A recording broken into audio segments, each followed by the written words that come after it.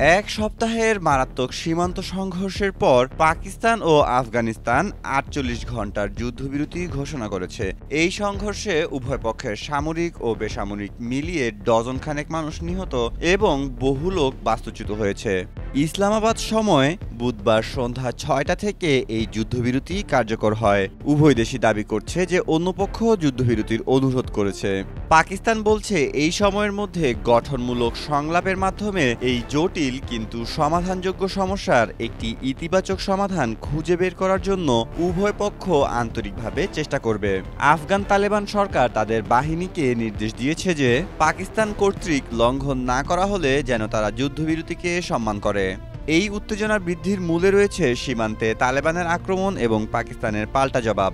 পাকিস্তান আফগানিস্তানের বিরুদ্ধে পাকিস্তানি তালেবান জঙ্গিদের আশ্রয় দেওয়ার অভিযোগ করে, যা কাবুল প্রত্যাখ্যান করেছে। সংঘর্ষের মধ্যে বুধবার সন্ধ্যায় কাবুলে দুটি বিস্ফোরণের ঘটনা ঘটলেও তালেবান এর সাথে সীমান্ত সংঘাতের কোনো যোগসূত্র নেই বলে জানিয়েছে।